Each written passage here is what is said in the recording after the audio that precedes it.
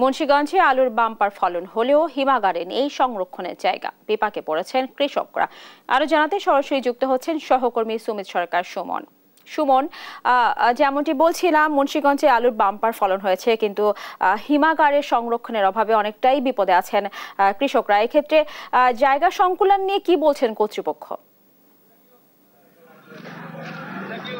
জি, আসলে আপনি যেমনটি বলছিলেন, মুন্সিগঞ্জে কিন্তু গত বছরের মতো এই বছরে কিন্তু আলুর বাম্পার ফলন হয়েছে। এই বছর কিন্তু 11 লাখ মেট্রিক টন আলু কিন্তু মুন্সিগঞ্জে উৎপাদন হয়েছে। এখানে কিন্তু কৃষকরা যেটি বলছেন যে এই কোল্ড স্টোরগুলোতে কিন্তু মুন্সিগঞ্জে প্রায় 56টি কোল্ড স্টোর আছে। সেখানে ধারণ ক্ষমতা 5 লাখের মতো, কিন্তু প্রতিটি কোল্ড স্টোর কিন্তু প্রায় কানায় কানায় ভরে গেছে। এখন কিন্তু কৃষকরা যেটি বলছেন, তারা ট্রলারে করে আলু নিয়ে আসলেও গত কয়েকদিন তারা কোল্ড স্টোরের সামনে গিয়ে কিন্তু তারা আসলে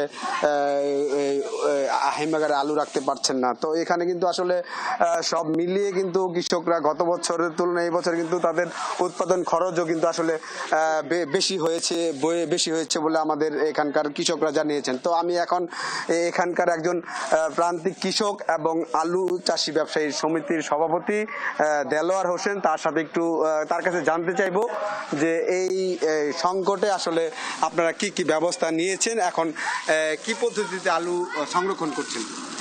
আলু আমরা এখন যেটা কোল্ড স্টোরেজে ঢুকার, সেটা তো আমরা কোল্ড স্টোরেজে ঢুকাই ফেলাইছি। সামথিং কিছু আলু বাকি আছে, এক কোল্ড স্টোরেজে 2000-1000 এই মালটা এখন ঢুকছে। এখন বাজার আপনার 12 থেকে 13 টাকা মার্কেট আছে। তবে আমাদের যে বেশিরভাগ আলুই আমরা এবার কোল্ড স্টোরেজে রাখতে না পেরে গোলাতে রাখতে হয়েছে। গোলাতে আমরা বাড়িতে নিয়ে গোলা করে রাখছি, কেউ বস্তা করে রাখছে, কেউ গাছের নিচে রাখছে। এইভাবে যেভাবে গরম পড়ছে, এইভাবে তো গরম পড়লে যেই আলুটা গোলাতে আসে সেই আলুটা নষ্ট হবে। আর যদি এটা নষ্ট হয় তাহলে কৃষক ক্ষতিগ্রস্ত হবে, আমরা ক্ষতিগ্রস্ত হবো, ব্যবসায়ীরা ক্ষতিগ্রস্ত হবো।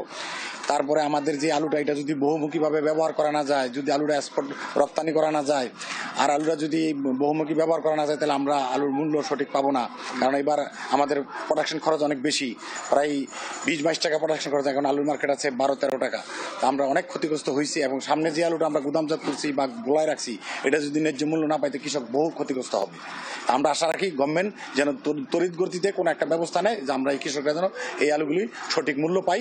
আমরা গভর্নমেন্টের কাছে আশা করি গভর্নমেন্ট যেন এই আলুটা রিলিফের মাধ্যমে, ন্যায্য মূল্যে আলুটা খরিদ করে রিলিফের মাধ্যমে যদি গভর্নমেন্ট সারা বাংলাদেশে দেয়, 5 কেজি 10 কেজি করে যদি এক একটা পরিবারে দেয়, তাই এই আলুটা একটা ন্যায্য মূল্য বাজার উঠে আসবে, আমরা আশা করি।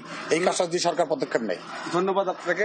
আসলে আপনি যেমনটি শুনছিলেন যে এখানকার চাষিরা কিন্তু বলছেন যে আলুর বহুবিধি বৃদ্ধি করতে হবে ব্যবহারের জন্য। তো এখানে কিন্তু সনাতন পদ্ধতিতে কৃষকরা কিন্তু তাদের বাড়িতেই কিন্তু আসলে আলু সংরক্ষণ করছেন। তো এই ছিল আমার কাছে মুন্সিগঞ্জের কোল্ড স্টোর থেকে সবশেষ খবর। সুমন, আপনাকে ধন্যবাদ।